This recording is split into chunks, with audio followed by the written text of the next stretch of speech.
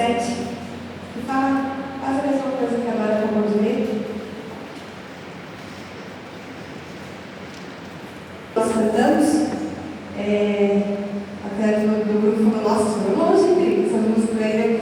Eu falei, mas são músicas que a gente resgata quando a gente era criança, né? E são músicas que, quando a gente aprende, a gente grava, a gente não esquece mais, né? Pode passar muitos anos sem cantar, pode voltar a cantar, que a gente vai lembrar a letra, a gente vai lembrar do dia, às vezes muda uma letra ou outra, né? Mas é tão gostoso a gente vivenciar isso. E assim tem que acontecer com a palavra de Deus também. A palavra de Deus, ela não pode morrer de uma geração para outra geração. Ela tem que ser contínua. Em Marcos 24:35 fala que passará o céu e a terra, porém as minhas palavras não passarão. E a pior tragédia que pode morrer com o povo de Deus é quando uma geração não passa o legado para outra geração, a sua fé para as futuras gerações. E um dos versículos mais tristes que vemos na Bíblia está em Juízes 2, versículo 10, que diz: foi também congregada a seus pais toda aquela geração, e outra geração após ele se levantou, que não conhecia o Senhor, nem tampouco as obras que fizera em Israel. Josué e toda a sua geração morreram, e a geração seguinte abandonou o Senhor e se voltou para a idolatria. Aquela nova geração esqueceu o que Deus tinha feito, e por isso não desfrutaram das bênçãos que Deus tinha para o povo dele. E isso serve também para nós. A nossa fé cristã tem que ser transmitida de uma geração a outra geração. E essa é a nossa responsabilidade. As gerações hoje são definidas como um grupo de indivíduos que nasceu numa mesma época e que possui características únicas de comportamento, costumes e valores. O tempo que separa uma geração da outra é de 15 a 20 anos. Isso revela que é possível gerações diferentes viverem juntas e ao mesmo tempo, né? Como nós estamos aqui. Existem pessoas bem mais velhas e outras mais novas, mas nós podemos estar todos juntos. Mas então, como podemos passar essa fé de geração em geração? E é isso que eu quero estar falando com os irmãos hoje. Em primeiro lugar, a fé, ela se aprende em casa. Lê comigo lá em 2 Timóteo 2, versículo 5. 2 Timóteo 2, versículo 5.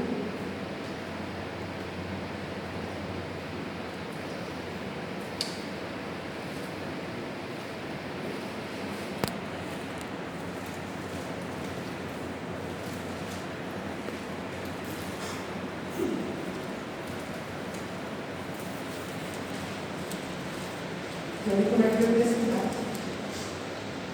É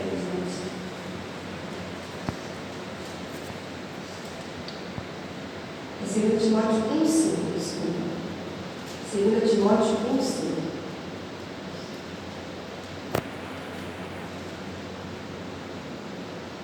Que fala assim: pela recordação que guardo de tua fé, sem fingimento, a mesma que primeiramente habitou em tua avó noite e em tua mãe Eunice, e estou certo de que também em ti.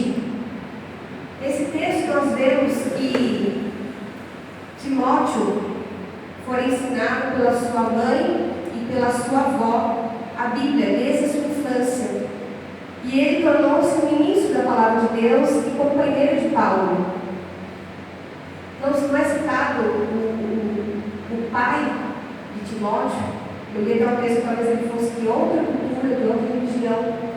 Mas a sua avó e a sua mãe ensinaram a ele a palavra de Deus.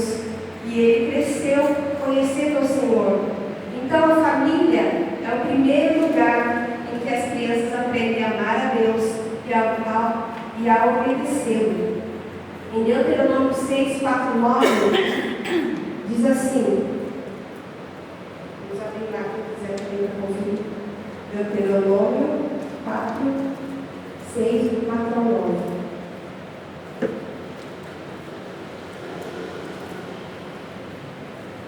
Ouve, Israel, o Senhor nosso Deus é o único Senhor.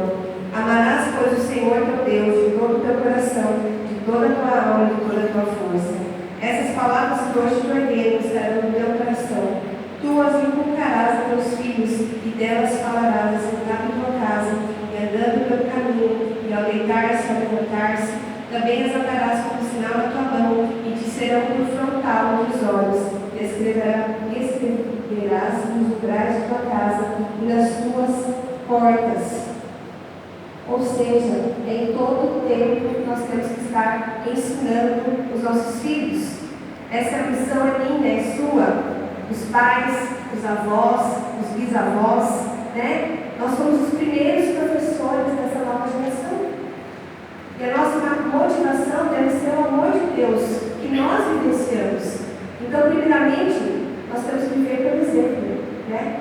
Não é só o que nós falamos, mas nós temos que dar o exemplo. E depois, com palavras, a Bíblia bem clara, temos que inculcar. Inculcar é falar, é escrever, é um trabalho diário, a todo momento, e exige perseverança. Não é fácil. Mas nós precisamos perseverar. Nós sabemos que o resultado vai valer a pena, né? E isso tudo deve ser acompanhado de muita oração. Nós precisamos orar pelos nossos filhos, orar pelos nossos netos, bisnetos, para que eles aprendam esse caminho e não se desviem desse caminho. Então, o primeiro lugar que nós devemos ensinar a essa nova geração é no nosso lar. Talvez você ensinou seu filho e ele se desviou muitas vezes, mas a semente foi plantada. E eu creio que no devido tempo ela pode dar o seu fruto. Nós não devemos desistir, mas nós devemos fazer aquilo que Deus nos propôs a fazer, que é ensinar a palavra dele para a nova geração.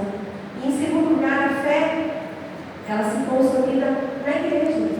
A fé começa em casa, mas ela é reforçada na igreja. Lá a igreja se complementam, né? Pais, avós, pastores e professores devem se unir na formação espiritual das novas gerações. E isso é bíblico. Em Salmos 78, versículos 5 a 8,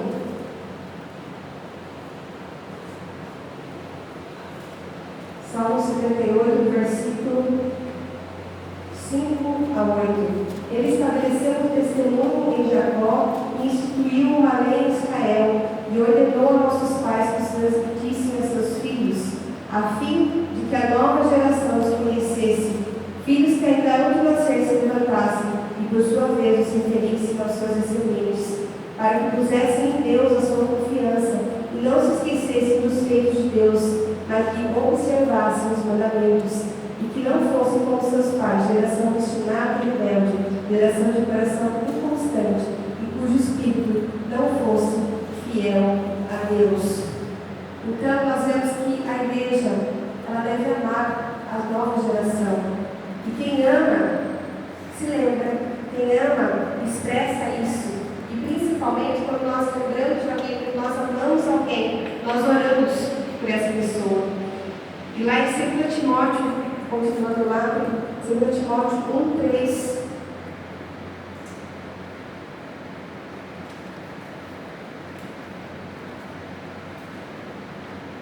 Segundo Timóteo 3 fala,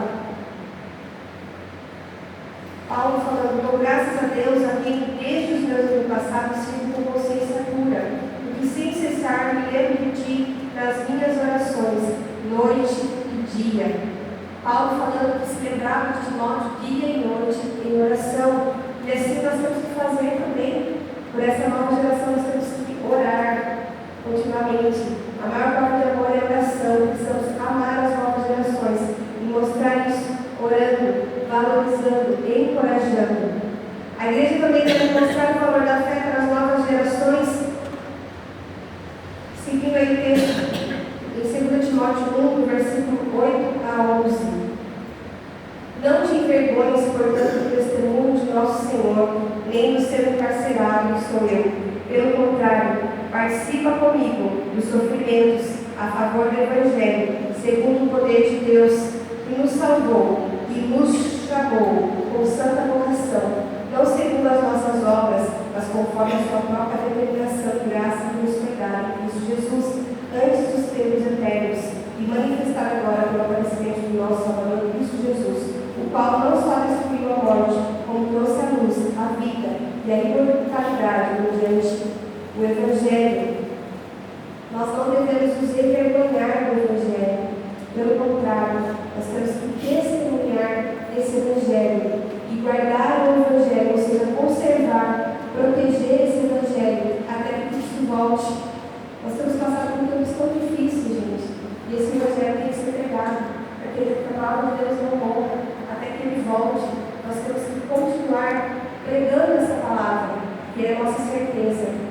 A igreja também ela precisa fazer discípulos das novas gerações.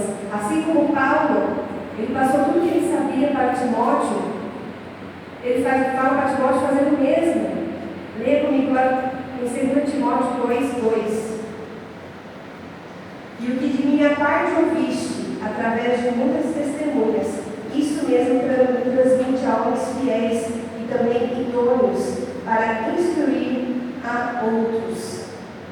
Paulo ensinando que assim como ele passou a Timóteo, ele também tem que passar. Temos essa responsabilidade de passar a palavra de Deus para as novas gerações. Warren Wiersbe comenta: somos despenseiros do tesouro espiritual que Deus nos deu. É nossa responsabilidade guardar e depois investir nesse depósito na vida dos outros. Estes, por sua vez, devem compartilhar a palavra com a geração seguinte de cristãos. Olha a responsabilidade que nós temos. Muitas vezes você acha que já está idoso, que já passou, não tem nada o que fazer, não. Nós estamos crescendo exemplos a todo momento. Eu vejo a vida do meu avô, da minha avó, meu avô com 97 anos, minha avó com 92 anos. Como a gente aprende com eles? Ao ser e ao que não ser, muitas vezes. Meu avô é muito grave. Então, às vezes eu olho e falo, meu Deus, meu pai fica assim. É duro de cuidar, né? Quando a pessoa fica idosa, fica brava, é difícil. Não aceita ninguém na casa, né? E a gente tem que olhar, a gente tem que fazer igual. Porque muitas vezes a gente fala, ai, não, isso é difícil de cuidar, né? E quando chega a vez da gente faz igual ou pior, né? A gente repara, né? Mas, como eu aprendo com eles, a saudade que sempre estar na igreja. E muitas vezes nós temos essa oportunidade e não damos valor. Eles sentem muita falta de estar na casa de Deus. Eu lembro que teve Dia das Mães, eu já não estava mais no Porto, faz pouco tempo atrás. E minha mãe fala que minha avó sumiu. Estava todo mundo almoçando, foi olhar, minha avó estava lá no quarto, fazendo lembrancinha para a igreja do Dia das Mães. Ou seja, aquela necessidade de estar fazendo algo para Deus. E eles não podiam nem, não podiam nem dirigir, eles iam de ônibus para a igreja. Né? Agora não vai mais porque eu vou cair, não tem que tirar o freio, mas se o pastor vai buscar, ele vai dar dor na igreja. Né? É que a gente fala, pelo amor de Deus, não dá para o senhor ir mais. Né? Tem uma rampa na casa para descer, é perigoso. Mas eles sentem essa falta de estar na casa de Deus, de fazer algo para Deus. Então nós, enquanto Deus, nós temos que fazer, nós temos que pregar essa palavra. E por último, a igreja deve mostrar o valor eterno da Bíblia para as novas gerações. As novas gerações precisam permanecer firmes na palavra, sabendo quem as ensinou, os fez em amor e fidelidade a Deus. Não abra mão da sua fé, nem se afaste dessa doutrina. 2 Timóteo 3, versículos 14 e 15. Diz assim: tu, porém, permanece naquilo que aprendeste, e de que fostes inteirado, sabendo de quem o aprendestes, e que desde a infância sabes as sagradas letras, que podem tornar-te sábio para a salvação, pela fé em Cristo Jesus. Toda a Escritura é inspirada por Deus e útil para o ensino, para a repreensão, para a correção, para a educação na justiça, a fim de que o homem de Deus seja perfeito e perfeitamente habilitado para toda a boa obra. John Flávio diz: as Escrituras nos ensinam a melhor maneira de viver, a mais nobre forma de sofrer e o modo mais confortável de morrer. A Bíblia nos aperfeiçoa nosso caráter e nos capacita para realizar a obra de Deus. A pregação não é uma opção, mas uma ordem de Deus às próximas gerações. Não sobreviverão senão pela pregação da palavra. Ela é indispensável e essencial para o cristianismo. Eu e você temos essa obrigação de levarmos, de amarmos essa nova geração que vem. Muitas vezes a gente fala em conflitos, né, de gerações, né, que uma geração não gosta de uma coisa, uma geração gosta de outra, mas nós podemos viver em união, né? Nós temos visto isso na igreja, há espaço para todos, mas nós temos que amar aquele que está chegando, né? Ensinar esse que está chegando, a palavra do Senhor. A fé se aprende e tem o seu início no lar, mas a igreja tem o papel de consolidar e colaborar para que as próximas gerações conheçam e vivam debaixo da palavra de Deus. E para isso, Deus precisa de mim e de você, para que a palavra dele não se perca, mas seja viva em cada geração. Então, é começar em mim, começar em você. Deus age nas nossas vidas e que possamos caminhar em união até que Ele venha. Essa é a mensagem que eu quero deixar para os irmãos essa noite. Que eu e você possamos meditar nisso, na responsabilidade que temos de levar a palavra de Deus, seja para os nossos filhos, seja para os de perto, seja para os de longe. Deus nos chama e nos convoca, como nós aprendemos, a fazer isso. E nesta noite, eu e você possamos estar com o coração mesmo disposto a obedecer o chamado de Deus e inculcar na vida dos nossos filhos e dos nossos netos a palavra de Deus. Mesmo que ainda eles muitas vezes não tenham se chegado a Deus, que você continue